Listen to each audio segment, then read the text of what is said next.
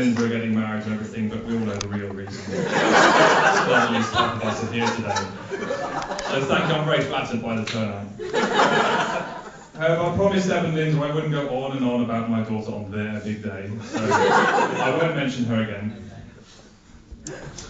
Speaking as a father myself, I can understand Linda's parents might have been a little confused when she told them she wanted to marry a ginger vacuum cleaner designer. Don't you meet any nice doctors or pilots or colonels or... For us, he'll always be ginger. At least until the rest of his hair falls out. I myself am rather proud of Ev's achievements in the world of domestic appliances. I remember when he had just started at Dyson, how one of his first jobs was designing the wheels on the DC-3PO. I don't know how long it took him to come up with his round design. But it was clear he found a job where it fitted right in. Even if his hair did apparently clash with the colour scheme in the office. His mastery of the concept of the wheel led to quick promotion in this innovative company. And soon he was given his own brief to design a completely new appliance. The project was top secret and he refused to tell us what he was doing at work because he worried, correctly, that I would sell the information to one of Dyson's competitors. This was very annoying, but it did make him a lot more interesting than when we knew he was designing wheels.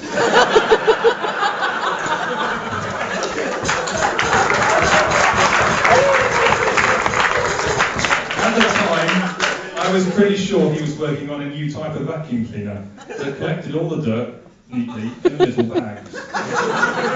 Yes, it would lose some suction, but that would be a small price to pay for not getting a cloud of dust in your face every time you emptied the machine.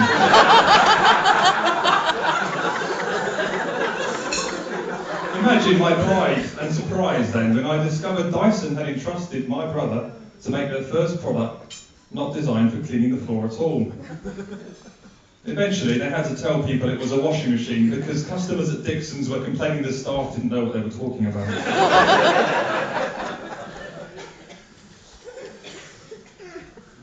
My rather long-winded point is, then, don't worry, Ozzy and Edith. Anyone who can design a washing machine with two drums going in opposite directions without it ripping your clothes apart can't be totally useless. At the very least, he can help Linda with the laundry. So I'm sure Mr. and Mrs. Orr are now feeling more relaxed about their daughter's choice. But I know everyone else here would probably much rather hear about some scandal involving Evan and the opposite sex. And so would I.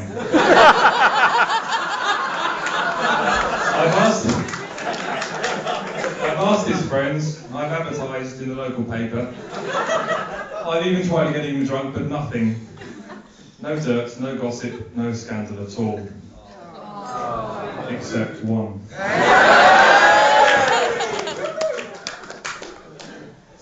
I probably should have said something at the Abbey when Vic was asking about lawful impediments. But I didn't want it to spoil my big day.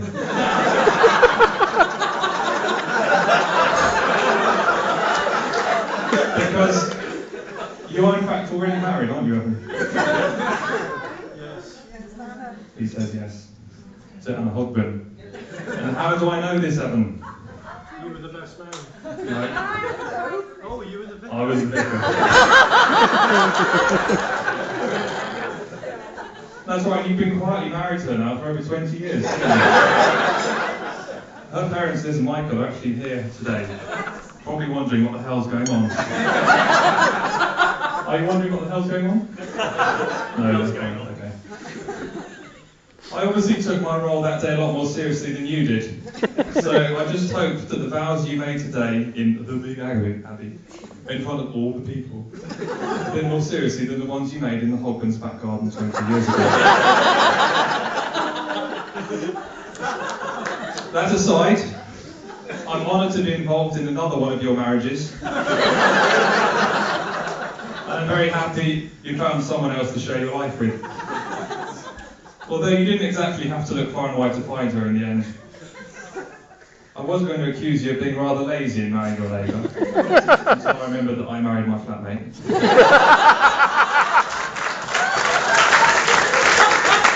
Oh, well done.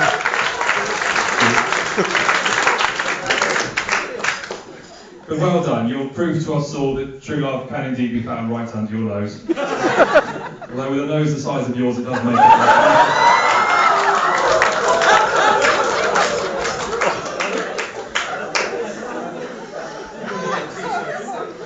You're looking the same. You should give your nose a pat on the back though, for Linda is honestly one of the most genuine, warm-hearted and nicest people I know.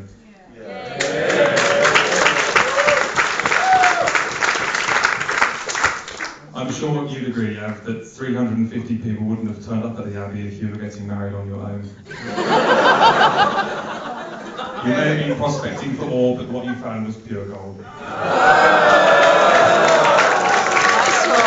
done.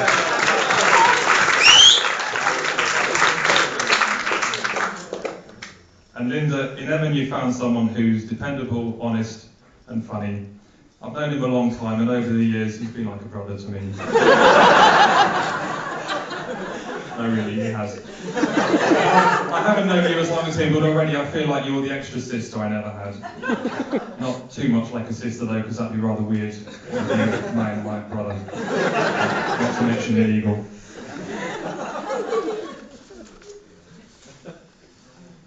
Now at this point I'd like to quote some witty advice from Oscar Wilde on the subject of a happy marriage, but I'm afraid I couldn't be bothered with the research. So here's some I made up driving down the M4 a couple of weeks ago. I hope you like it. Marriage is like a cheese sandwich. If you forget about it, it goes mouldy.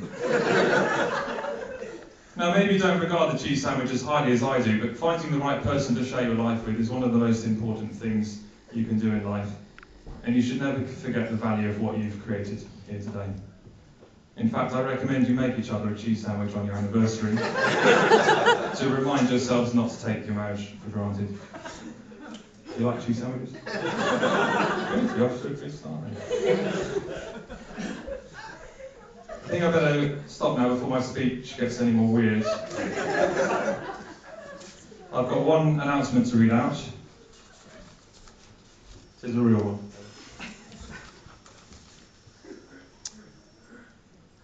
Linda and Evan, we just wanted you to know how miserable we are that we can't be there to toast you today. You know, though, that we'll be thinking of you both from distant shores and wishing you a magical day and honeymoon. All our prayers for a long, happy and healthy life together, and get yourselves out to New Zealand to visit us as soon as you can. All our love, Kate and Holly.